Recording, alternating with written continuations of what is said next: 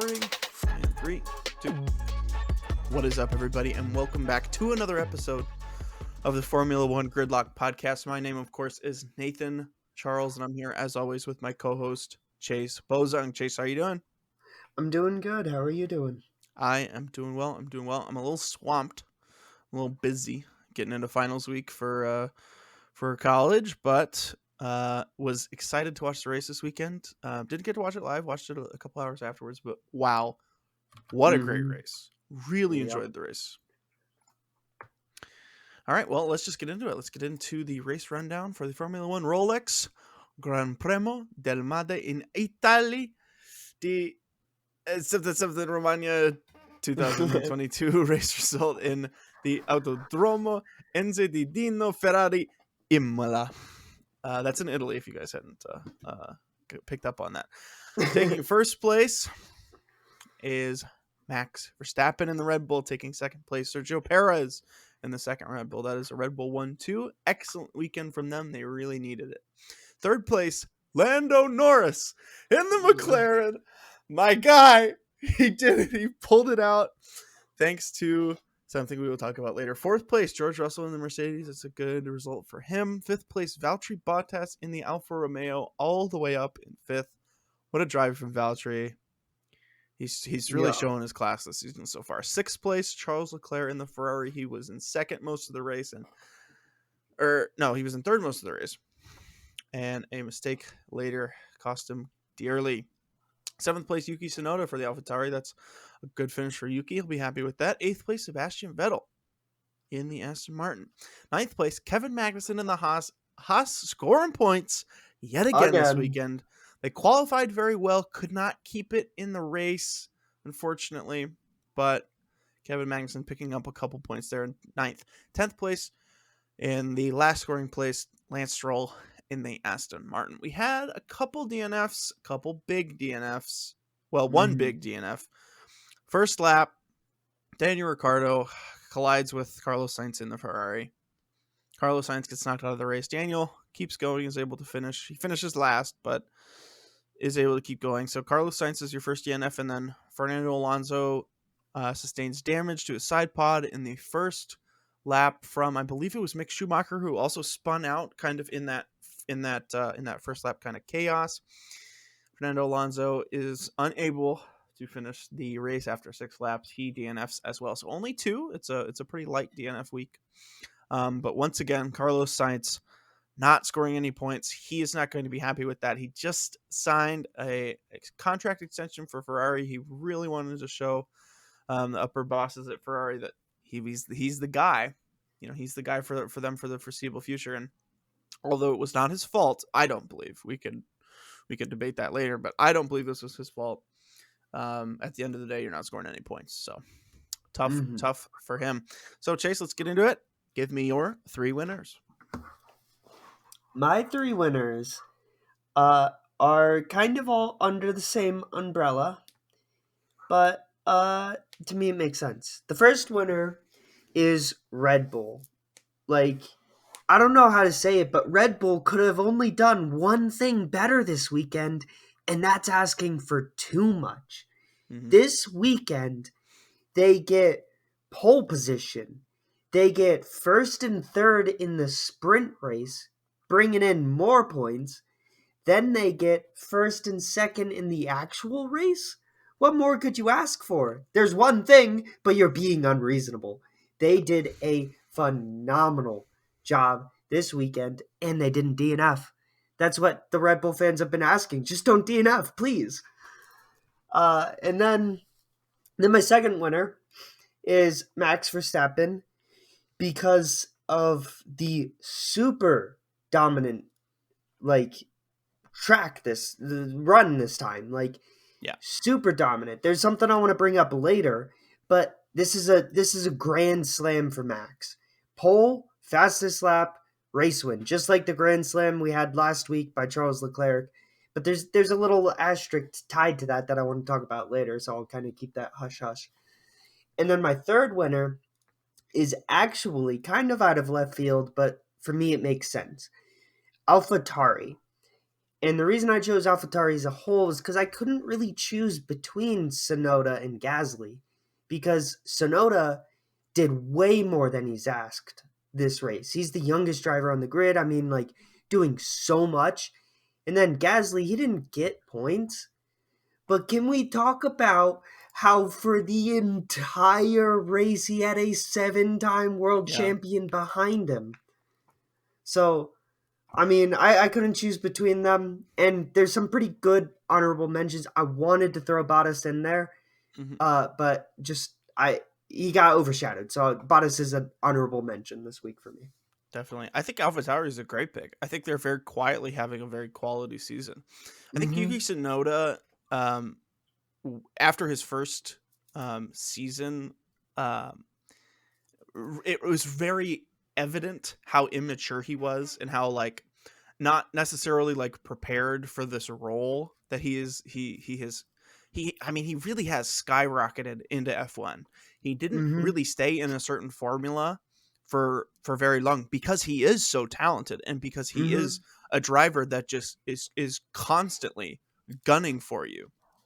And now he's up in Formula 1 where every driver is like that, and Mm-hmm. it's high pressure, it's big money.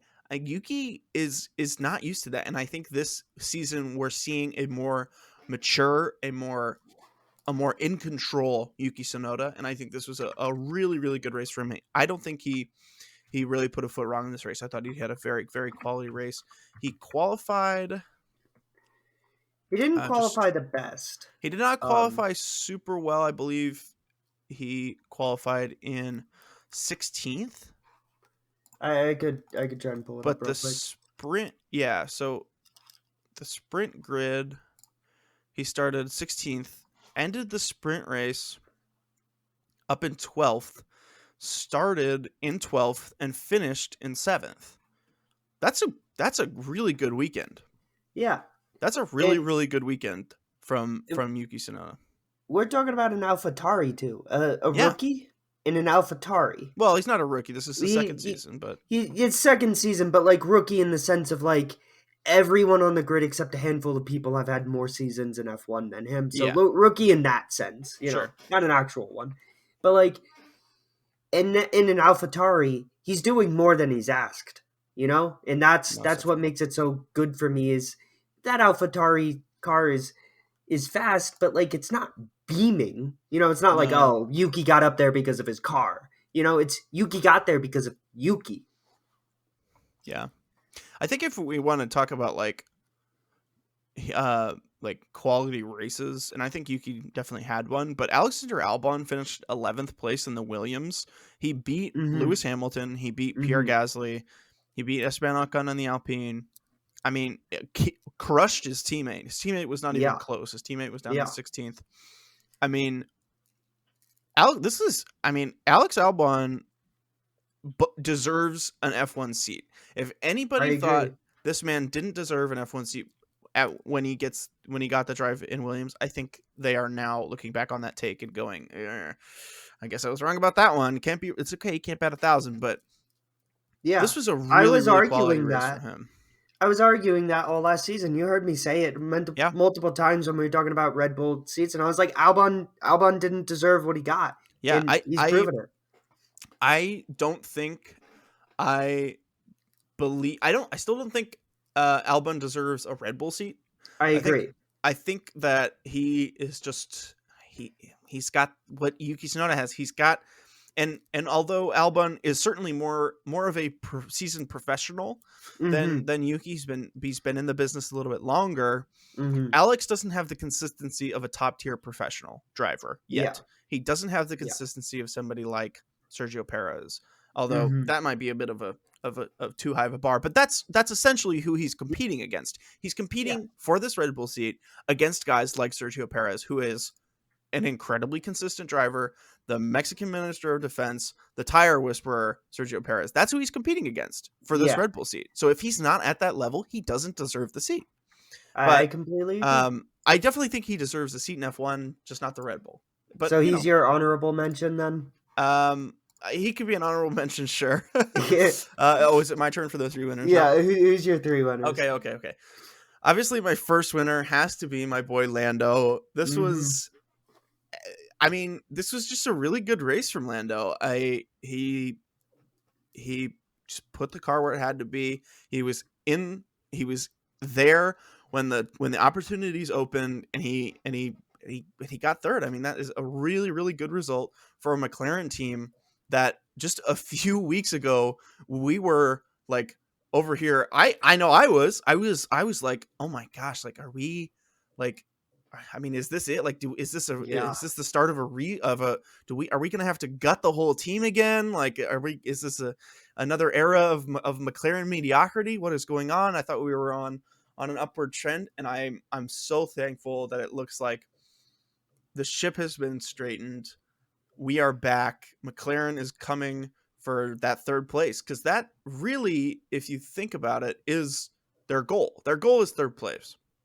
Their goal is third place this year, and right Mm-hmm. now they are behind Mercedes currently. But with, I mean, after, I mean, Lewis Hamilton not scoring points, never really was Oof. in contention to score points this race. We can talk about that later, but We wish we oof. could talk about McLaren's looking good. McLaren is, they smell blood in the water, and I think that this is a really really good result for them. It really sucks that Daniel Ricciardo didn't score points because then it would be a really really good weekend for them. But as it stands, it's just a good weekend. Yeah, Lando is I my first agree. winner. My second winner has to be Valtteri Bottas. Mm-hmm. I am always looking at Valtteri now, Yep. with a little bit of regret and of Yeah. all of the things I believed about Valtteri Bottas not being a quality driver. He was getting carried by the car.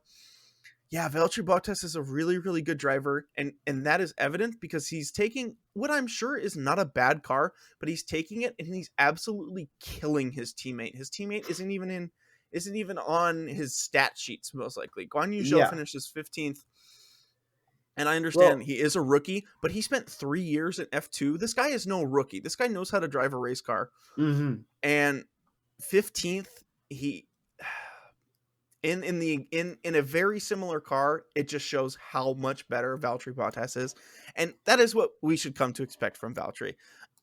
Yeah, I agree. Incredibly consistent performances, incredibly just knows how to get the best out of a car, and I guarantee, and you were talking about it I either last week or the week before, but I'm beginning to see how important his knowledge of learning Mm-hmm. how to set up a car is for this team. Exactly.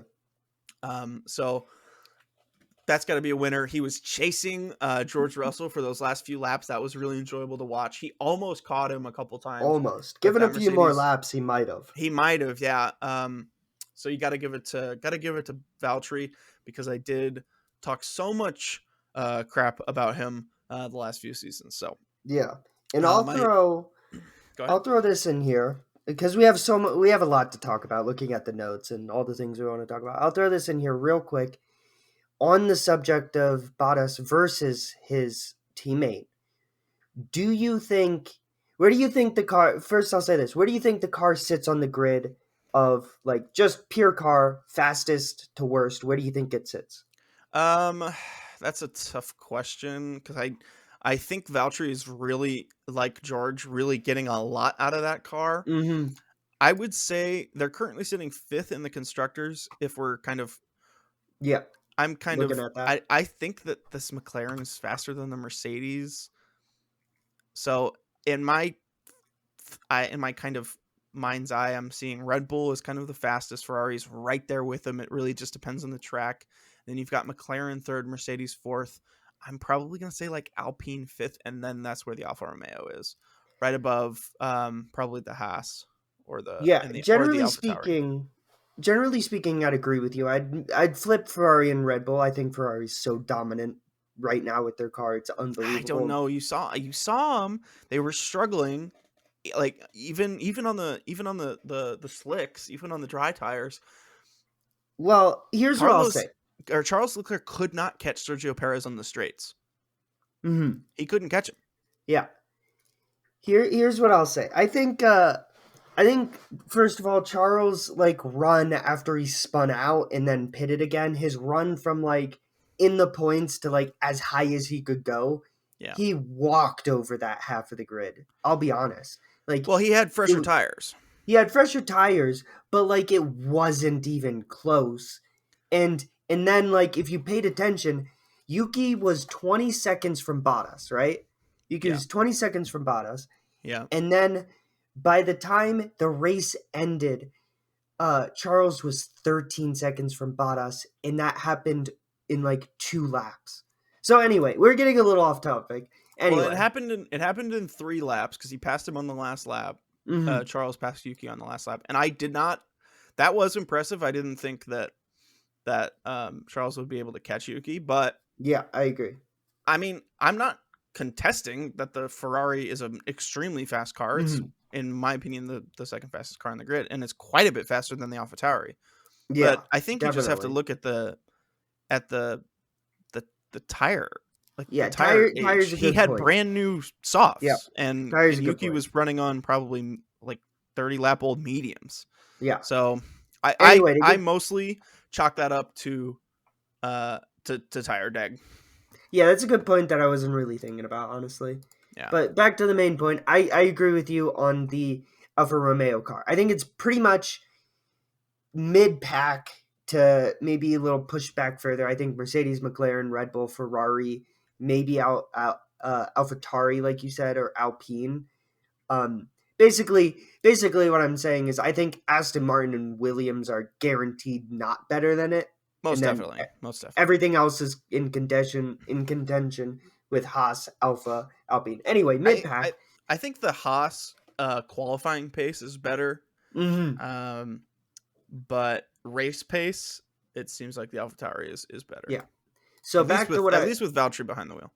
yeah, back to what I wanted to talk about. Now that we kind of decided where we both think the car is, does that mean Bottas is doing way more than he should in the car, and his teammate is doing way less than he should? Is that why there's such a large gap there, or is his teammate just where he should be? In Bottas is just like getting everything he can out of the car.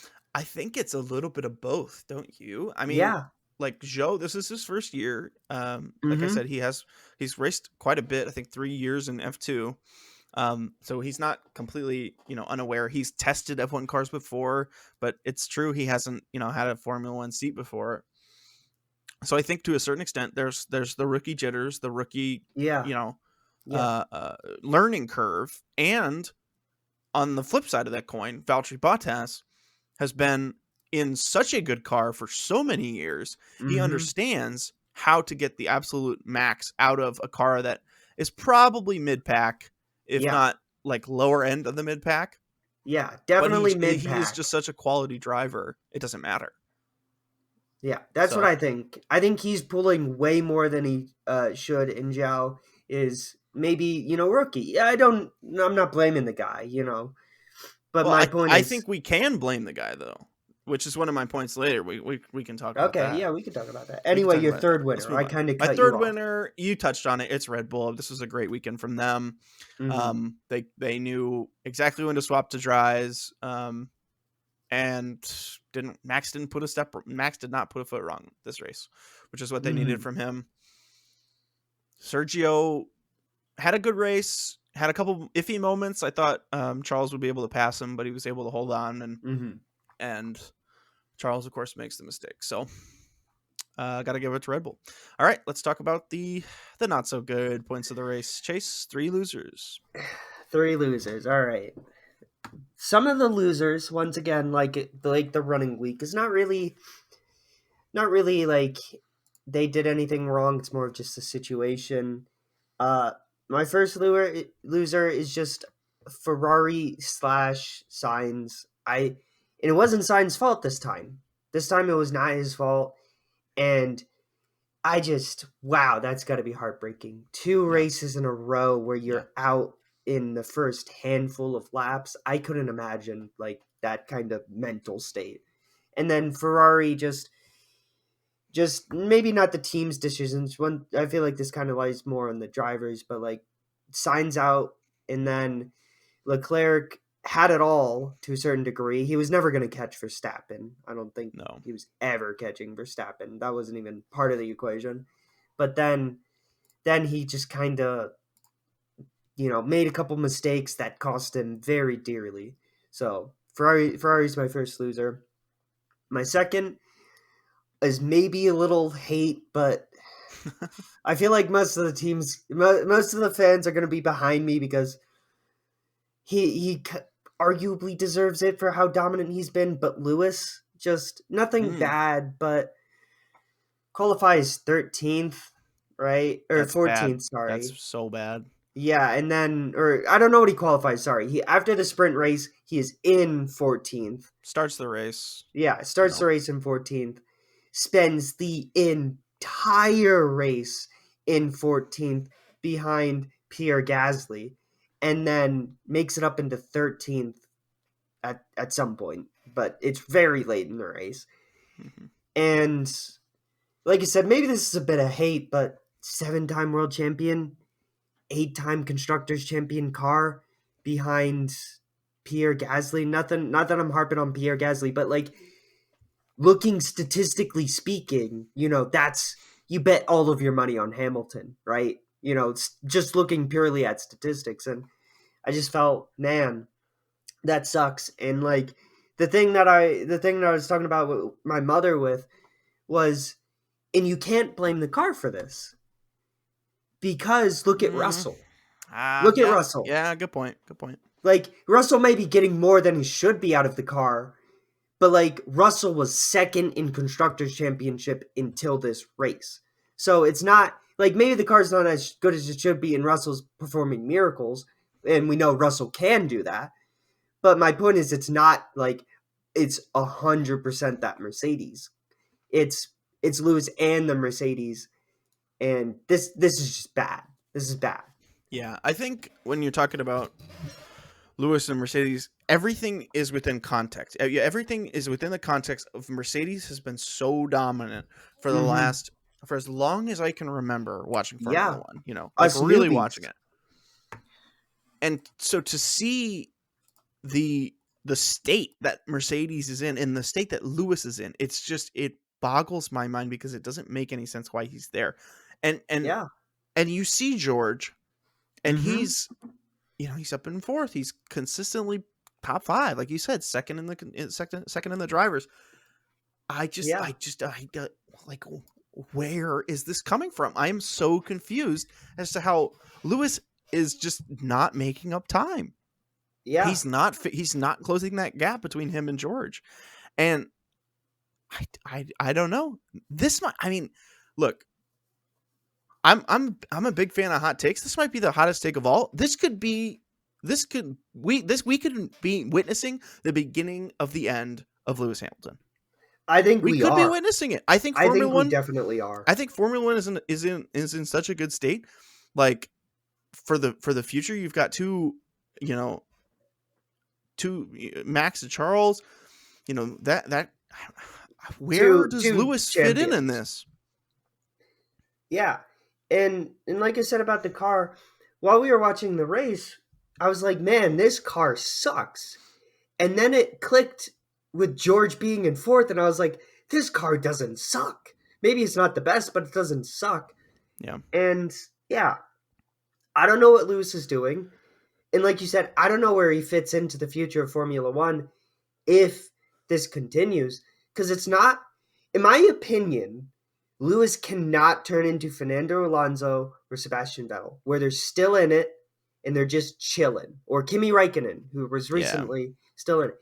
I don't No. think Lewis can do that. I No, think I don't Lewis think he can has to either. step out or keep winning. There's no in between for me. Absolutely. I'm absolutely 100% with you on that. And so Mike, if this continues to happen, if Lewis is like consistently low scoring low points or out of the points in Georgia's top 5, Mm-hmm. who's to say, look, this at the end of the day is a sport and you want to win. Yeah. And team loyalty is important, Yep. but we have seen teams just cut and run from drivers. Yeah. If if Mercedes goes, "Hey, look, we know we've got a car. Look what George is doing." and Lewis just can't Yeah. get anything out of it. Who's to say Mercedes goes, sorry, Lewis, I think we're done here. Yeah. I was thinking about that earlier. I was thinking to myself, Lewis Hamilton is the only person who can do what's happening right now. In the sense of, like I said, it may not be the best car, and Mercedes is still probably blaming the car, right? At the end of the day, they walk home and they walk away and say that was the car's fault. Yeah, But let's say in a week or a month, it's not the car. Lewis Hamilton's the only person who can be in this position and not get kicked from the team because of his record. But I think besides so. that, you don't think they would be, breathing down the neck of Bottas if this was Bottas right now? So true. I would be jumping down Bottas's throat Yeah, if Bottas was exactly. doing You this. blame you blame the driver, and the only reason it's his legacy that's holding him up right now. And if he let's say he ends the season the same way as it's going right now, the only reason he gets another year is because of his name, Yeah, it's not literally because of because he's anything else. absolutely. Yeah, that's a really good point. I hadn't even thought of that. Yep. Um, finish your three losers, and then I'll do mine. Third loser is Daniel Ricciardo. And I don't blame him. And I'm not saying like, oh man, he if you watch it, he got a little bit of the curb. It kind of pushed him a little bit. It's wet. It's the start of the race. Adrenaline's high. All these things. Like, I'm not saying he made the worst mistake ever. His situation, he does that, gets off track, stays in the race, but does he? He spends the whole rest of the race at the very back of the grid, and that Yeah. was so sad to see because I'm a huge Danny Rick fan. So Yeah. you know, Well, you know what? Well, one positive of him staying in the race and being essentially out of contention for points was that he was able. He was the first car to go onto softs, mm-hmm, to go onto slicks, to go onto dry tires, yep, so that McLaren like could tell Lando, okay, Danny's having good lap times. Come in. Let's get you like. And McLaren was able to use that bad situation into keeping Lando in fourth, and then eventually through Charles, excuse me, mistake, getting a podium. yeah, So very good point. They capitalized on the situation. absolutely, I'm just saying it's a very sad situation because huge fan of him. It was 6-7. I was hoping they were gonna do what they did last week, which is basically attack the whole grid together. yeah, Just sad. yeah.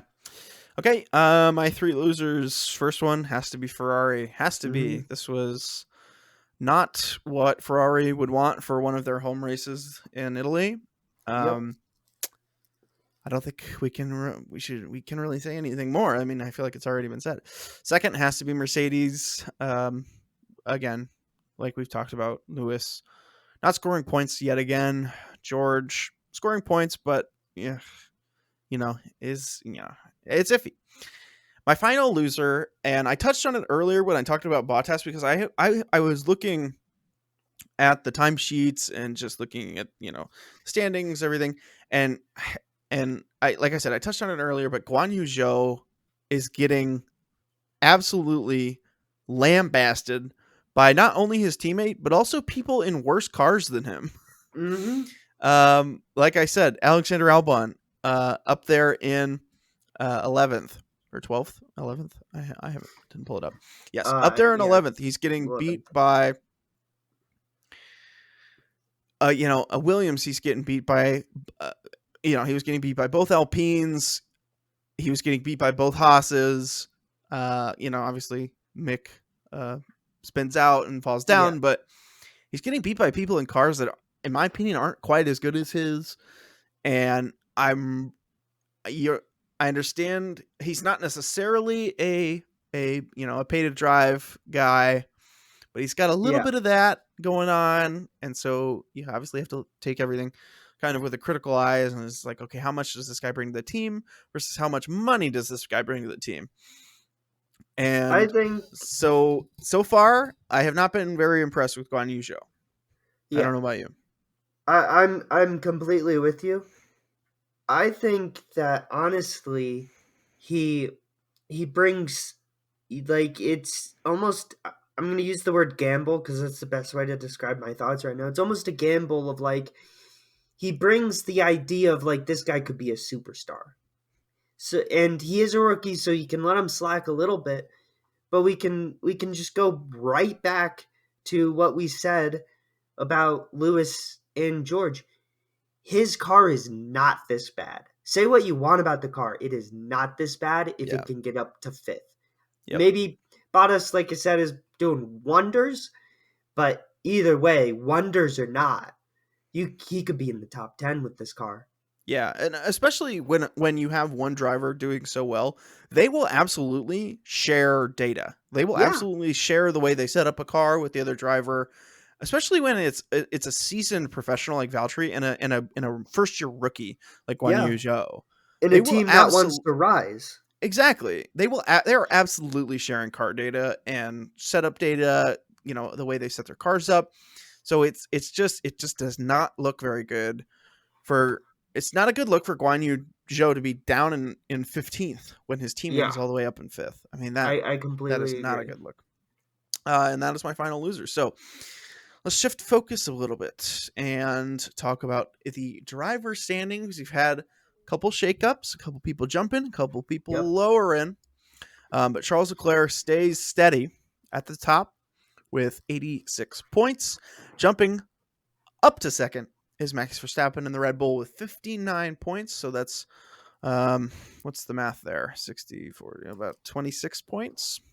Something 26, like that. 27 point difference. Third place, only 5 points behind his teammate is Sergio Perez. George Russell drops down to fourth place with 49 points. That's still pretty quality for George. Right there, close with the Red Bulls. Fifth place is Carlos Sainz in the Ferrari with 38 points, about 11 points behind George. Sixth place is Lando Norris with 35. Seventh place, the former champion Lewis Hamilton with Hmm. 28. Eighth place, Valtteri Bottas, ever, right next to his team, right next to his former teammate with 24. Esteban Ocon 20, and Kevin Magnussen is currently in 10th in the driver's standings with 15 points. He is beating Daniel Ricciardo in the McLaren. He's beating both AlphaTauris. He's Yeah. beating both Aston Martins. He's beating both Alpines. I Yeah. mean, what That's some what is that's Haas feeding Kevin Magnussen that he's doing this? This is ridiculous. that's actually quite a few things that I wanted to talk about. One, he was going to be another honorable mention. Yeah. Uh and two, we can if you're okay with it, we can kind of just jump into it. Yeah. Is the Haas car really good? Or The is Haas Magnussen doing what we've talked about with Bottas and Russell, pulling more than his weight? yeah. I have always liked Kevin Magnussen. I always thought he was the better Hmm. driver when he was with Haas and his teammate was Roman Grosjean. I thought Roman Grosjean I was very agree. mediocre. I thought Kevin Magnussen just had that like bite of a Yeah. really really good driver. Like he just goes for it. And so I have always thought that Kevin would always get like the most out of any car he was driving. And I think you're absolutely seeing that. I think this Haas car is good. I think it is quick. Yeah. Yeah. We're seeing Mick Schumacher qualify well. This race, of course, didn't really go his way. He spun out, but and he hasn't scored any points yet this season. But the proof is there. The blueprints are there. This Haas car is quick, but Kevin Magnussen certainly his Yeah. experience, his ability to just absolutely run that thing to the limit is really showing through. So I think yes, the Haas car is good, but I do think Kevin Magnussen is getting probably a lot out of it. What do Yeah. you think? I completely agree. I think it's good. I'd probably put in the latter half of the whole grid as a whole. Uh but I'm with you that Magnussen, I've always liked him, and I think he's proving, hey, maybe next time don't fire me for money, because if you don't fire me for money, I'll get into the top 10 and Yeah, get money that way.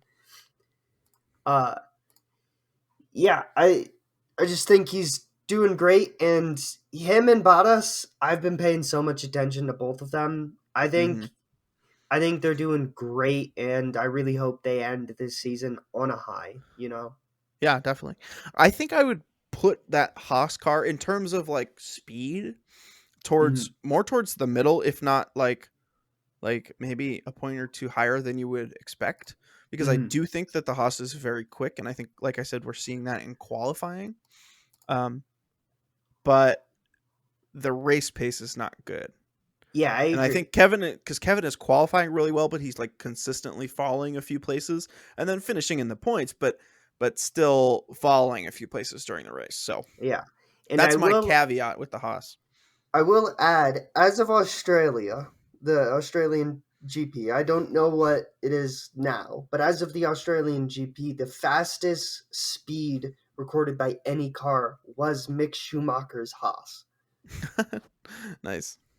So it's got a pretty big engine, and it's a Ferrari engine. So, Yeah, that is a Ferrari engine. Ferrari engines are only getting better, seemingly hmm, as the season goes on, and hopefully we'll be able to have a consistent fight toward the end. Okay, yeah, let's shift once again and go to constructors.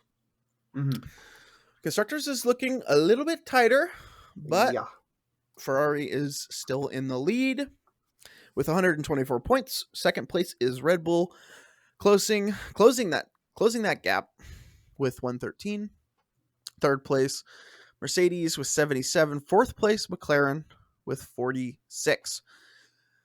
And I think that really is kind of the obviously 1-2 fight will always be something we talk about, but that 3-4 fight is going to be really interesting because hmm, if Mercedes keeps at the speed and if Lewis keeps at the speed he seems to be going, McLaren can get that third place. That would be an absolute wild thing to see Mercedes finish fourth in the world in the constructors.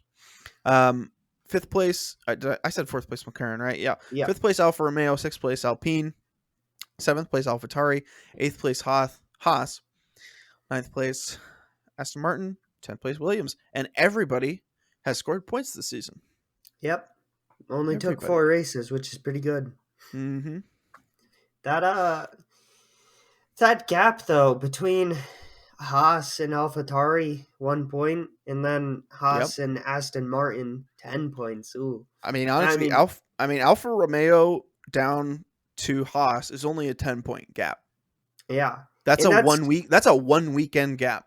It really is. that's a 1 weekend gap, but not necessarily for the mid pack. That's a 10 points could be significant if you're scoring 1 point a race. That's 10 races, and that so it's it's bigger than meets the eye, I'd say, but True. True. at the True. end of the day, it's not that large. But I don't know what Aston Martin's doing. We talked about it last week. Yeah.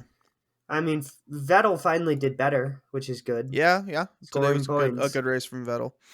I think he was able to. Obviously, Vettel with all his experience is just going Yeah, to be a little bit more. It's just going to be a little bit better on wet yeah, conditions than definitely. some of the other younger drivers. So had that going for him. But yeah, I think Aston Martin is really going to be looking at their car and in these coming in these next few races we had uh, Lance Stroll finishes.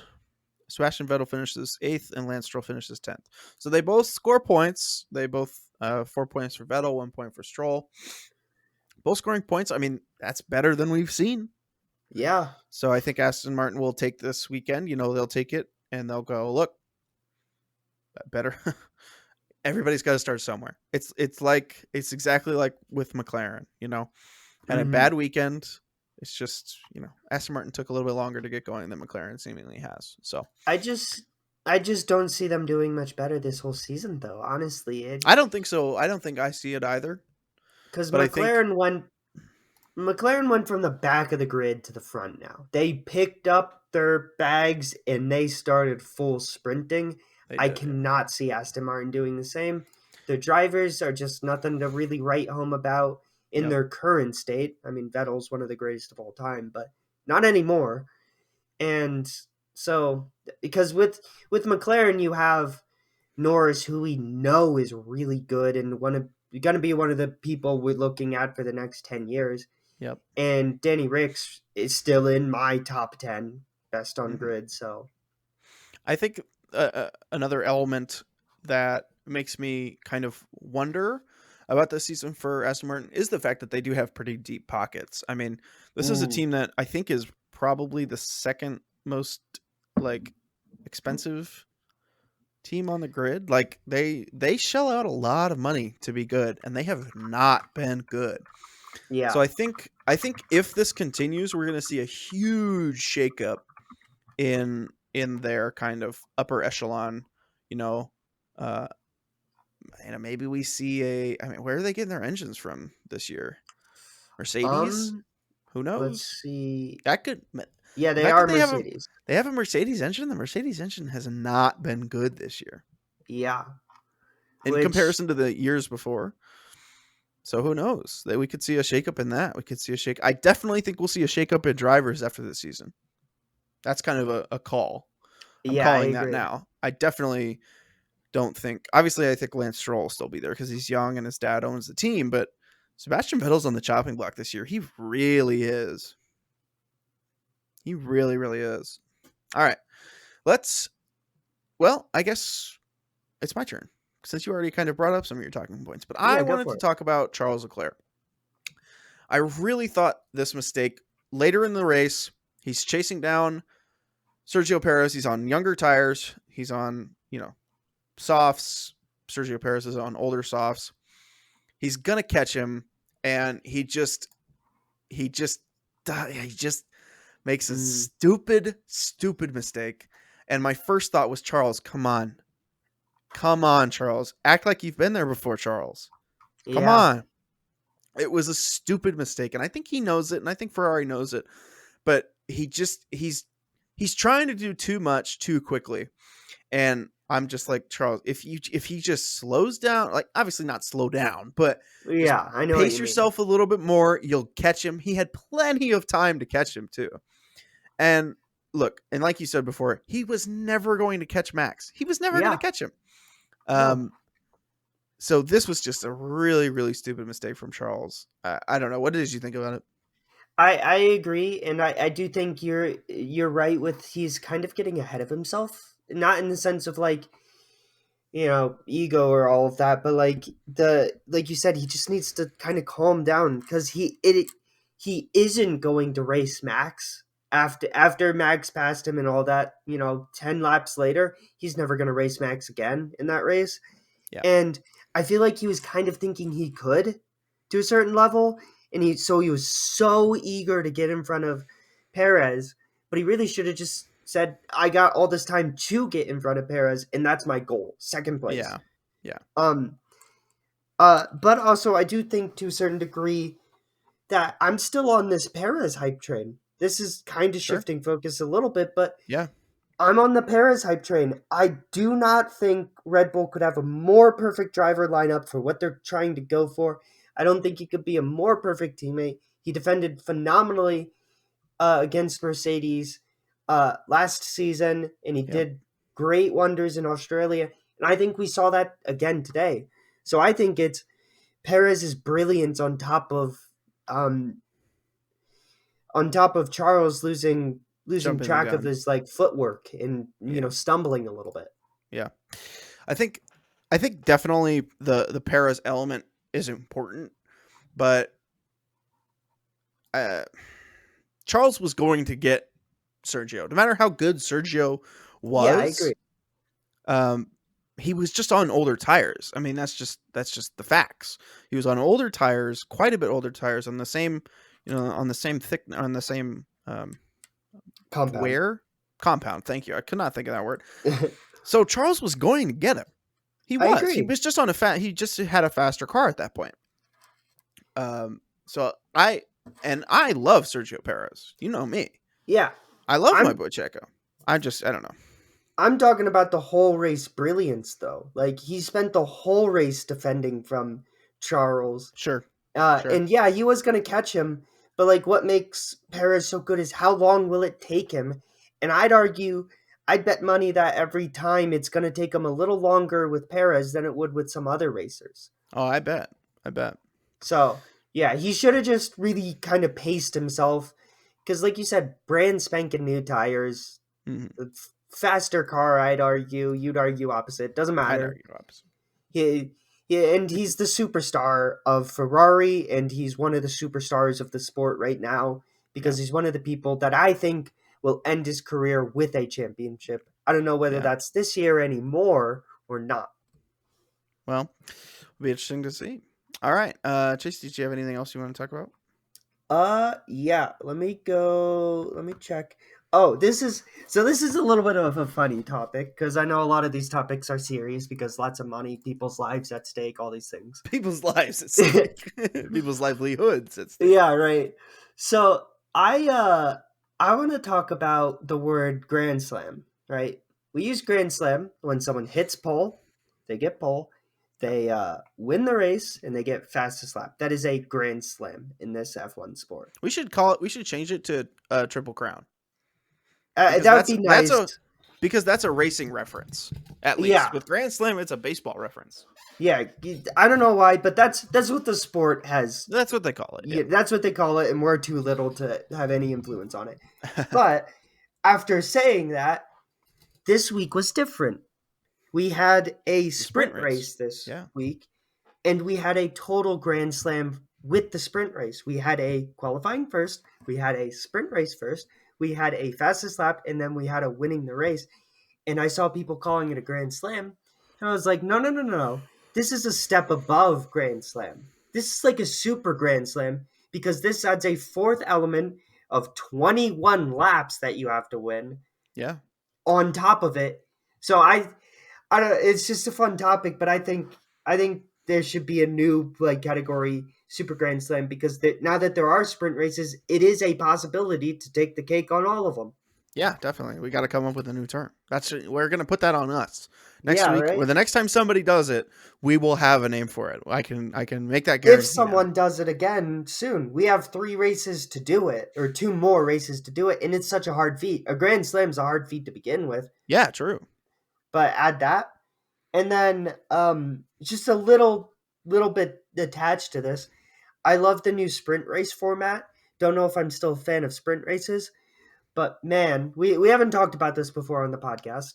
But Yeah, they changed the sprint run through race. them. Yeah, run through them. Yeah, they changed it so that way it is 8 points for first place, 7 points for second place, 6 points for third place, and so on until the points are all gone.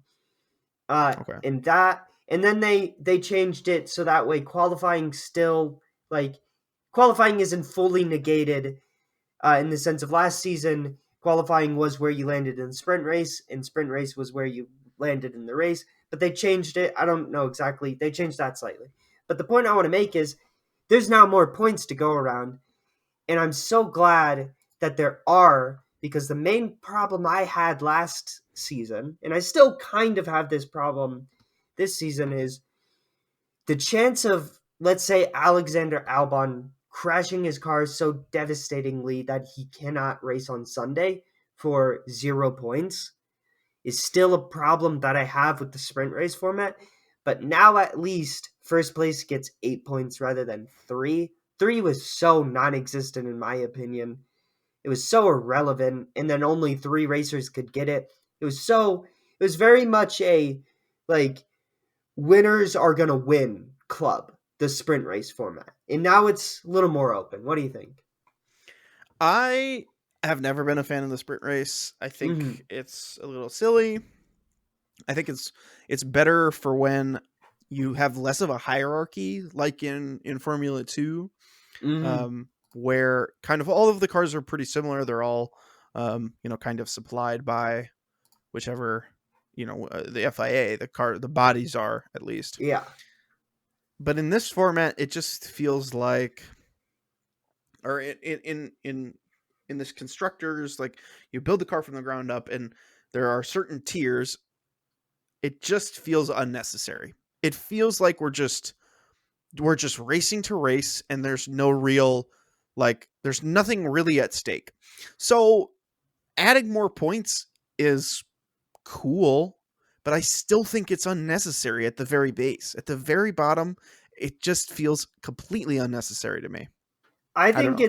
I think it's putting tape on a giant gaping hole in the wall. It's not the fix, but it's better than it was before. Because, like I said, I'm with you. I'm not really a fan of the sprint races and all that stuff, and it's a like you just said, all the things you said. But the more points helps it be at least not completely worthwhile. Because you could argue last season that you could just skip the sprint race and just go Oh, straight into the race. absolutely.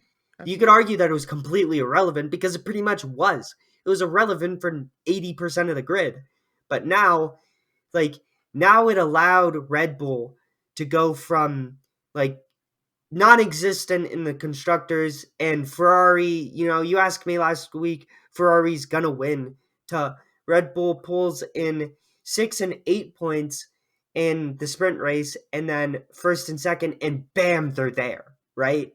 Yeah. So it does add a lot of more points to grab, which puts the title fight back into place. Because, like I said last week, you asked me, I don't think anyone else is winning besides Ferrari. This week, I don't know. Mm, I don't know. I don't know. All right. Well, let us shift one more time and talk about the next race. Don't you think? Mm-hmm. I think it's time to go. We are coming to for the very first time. Excited for this. Yes, sir. Um, we're coming to Miami. We're coming to the good old US of A, Florida. Formula One Crypto.com Miami Grand Prix is the 6th of May to the 8th of May, which is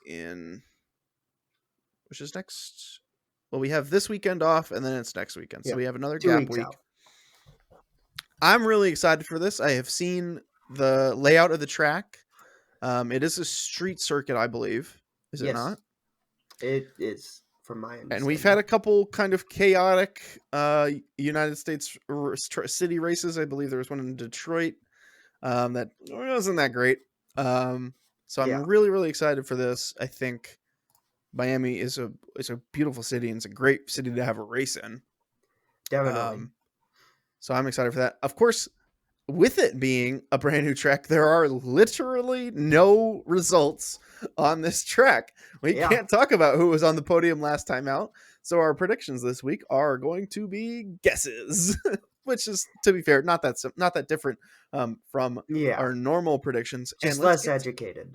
less educated. Let's get to those predictions, Chase, because boy, wow, we scored a lot of points this weekend. Yeah. Do you want to go through Uh, the points before we go through the predictions? I will. Let's just go through the predictions. I'll go through both the predictions and the points at the same time. I think it's easier that way. So Okay, yeah. Chase nailed it this weekend. Apart from one, he had Max Yeah. first, Perez second, Sainz third, and his weekend winner, which for an extra point, was Red Bull. Uh-huh. So he gets Max and Perez +3 on both of those because he got them in the correct order and on the podium, and Red Bull scoring the most points +1. So that's a 6-point weekend for Chase, his highest scoring weekend ever. Woo! No, sorry, that's a 7-point weekend. Sorry. I was like, wait, is my math off?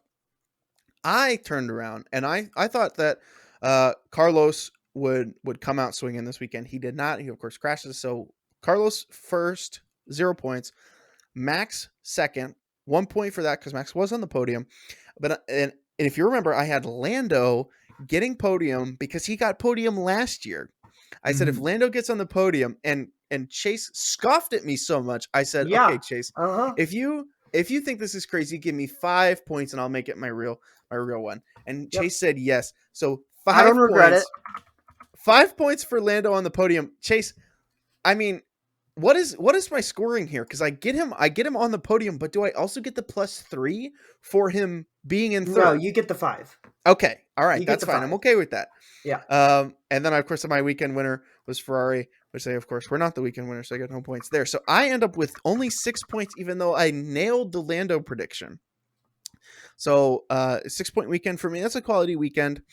But with Chase's 7-point weekend, the gap closes. And our totals are now up to Chase with 12 points and myself with 17. So Chase is coming on strong after this weekend. Yep. So we'll be interested It's a good to weekend. see where your predictions are for next race, Chase. Who do you got? Well, like you said, it's so much more It's guesswork. it's a crapshoot. It really is. I'm not sugarcoating this one. But I am going to go with my gut. And my gut says, look at the track. And I was looking at the track. That's a pretty big straight. And then Yep. that's a even bigger straight, but it's not as straight. It's a little more curvy. I think the Red Bulls dominate here. We talked about it, and we've talked about it before in this podcast. But the Red Bulls, in my opinion, are faster in a straight line. Uh, so So I think it's going to be Max and Sergio again, 1 One, 2. I two. think they're Okay. just going to come out swinging. They're riding the high of just completely dominating this this week, right? I think they're riding that high. And now the third choice is tough. The safe choice should be Ferrari, but I just, looking at this track, I feel like someone else is going to be better on it. I don't Really? know who that is. Okay. But maybe you do your three, and I'll pick a third in a second. But Okay. I can't think of a I third right now. agree with you that the Red Bulls are going to be good on this track as long as everything goes to plan. But I do think that Charles and that Ferrari is going to pip second from Perez. I got to differ with you on that one. So my 1, 2, 3 are going to be Max, Charles, and Sergio, and then my weekend winner will be Red Bull. So that's my prediction. So who do you got for third? I I'm gonna go off the wall here. I'm gonna Okay. say Russell. I think Okay. I think Russell's consistency. And then just, I don't know, new track, maybe something wild happens. I just think Russell's consistency, and there's a Yeah. lot of space to overtake on this. Yeah. Two massive straights, a pretty wide distance between the final turn 19 and the first turn. Uh, it just looks like a fun track. I'm going Russell. Shot in the Yeah. water, probably be wrong. I don't really care. I'm excited. No, who cares? Come on, go for it. I love that. I love that. No, I think that's a good bet. I think that George Russell has been really, really consistent. And if Hmm. something happens to one of the top four, you could absolutely see Russell getting third. Absolutely. Yeah. All right, Chase. I think we will call it there, and I look forward to in 2 weeks the Formula One Crypto.com Miami Grand Prix.